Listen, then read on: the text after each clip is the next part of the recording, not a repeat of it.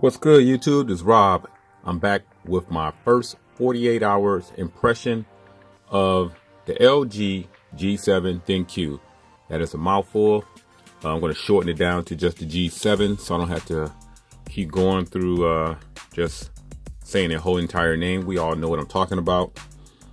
First up, before I really get into it and people start asking me some questions, I'm using a Super widget. Wish I can remember which one it was. I got so many of them. Then give me a quick second. I think I'm using the Style, S-T-I-L-E, Style widget, Style Super widget icon pack. And I'm also using a live wallpaper app. Let me see if I can find that real quick for you guys. It's called Forest Setting. See that? Forest Setting. So real quick, let you guys know, because I'm going to get those questions probably down below. So let me get that out the way first. All right, first off, I'm surprised by how much I like this phone. Now, it does have a small build. To me, it's somewhat narrow, candy bar like, very reminiscent of a Samsung feel. It does not have the curvature of a Samsung, but it has that same candy bar narrow build. Now, if that's a problem with you guys and you prefer phones with a little bit more girth to it, you may have to deal with an adjustment period when it comes to holding this phone, but it is very comfortable. I do like the size of it. It's a 6.1 inch, almost 6.2 inch screen, but it's in a small compact form.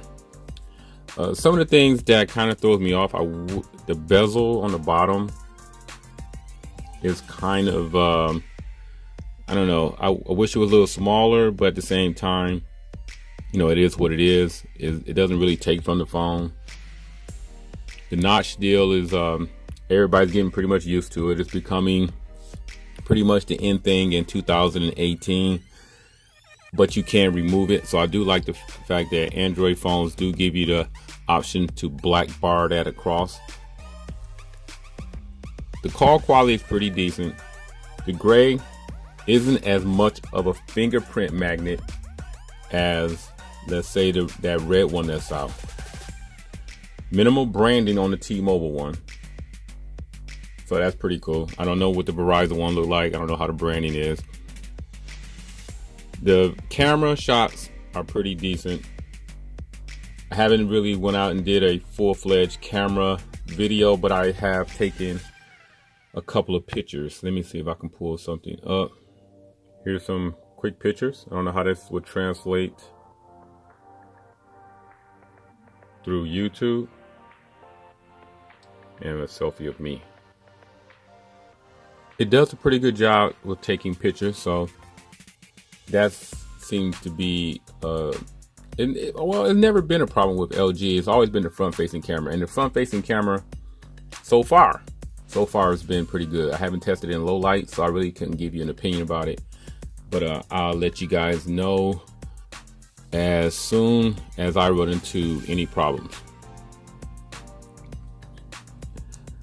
This phone, I have themed it, so you may notice the slight color change in the settings menu.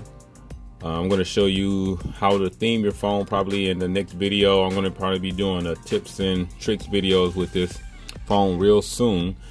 I just thought I'd get these first 48-hour impressions out to you very quickly. From a storage standpoint, this is a heavy skin. Out the box, let me see here. Out the box, the system was 16 gigabytes of the 64 internal storage. So LG hasn't really learned too much of a lesson by trying to slim down their skin. This came in real. This is probably one of the heaviest skins that's out really right now. So yeah, that's a lot. 16 gigabytes already taken from the 64. Battery wise, I haven't really have a real true battery sample. I'm gonna pull that up, see. Give you a close up. It's not really any indication of how future performance on this phone was, because you can understand this was the first initial setup. So we're talking about me downloading apps and just going through the UI, getting familiar with the phone, you know, getting an idea on what the phone can do, you know, just learning things, the things you do when you first get a phone. It came out to, I had, since the last charge, it was up to 17 hours, but the screen on time, as you can see, is up to 3 hours and 30 minutes. So that's not pretty much any indication of this phone handling heavy usage. This was just an initial setup. I do like the fact that it does have the Google Now button. They didn't try to give us any kind of funny LG voice deal. You know, you pretty much can just go right into the Google. What's the weather like today? Today in Waterford Township, it'll be cloudy with a forecasted high of 72 and a low of 54. You hear how Currently it's 62 with showers. Man, that is crisp and clear. The one thing about when you use when you play music, the back of this phone vibrates. You can hear and feel the beat whenever there's any kind of music going on, whether the Google Now voice is talking to you. This one speaker on the bottom really kicks out a nice, clear and quality sound.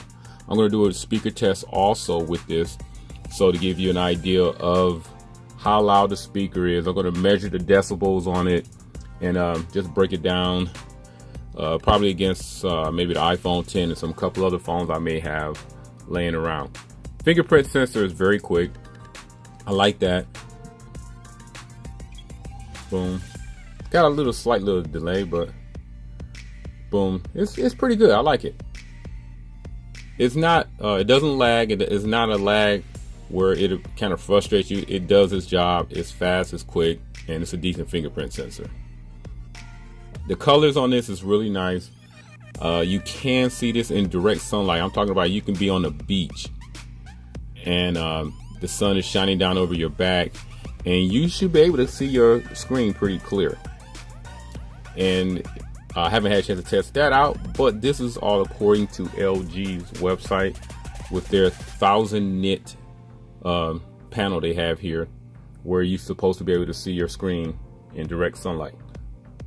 So other than that, I've been pretty happy with this phone so far.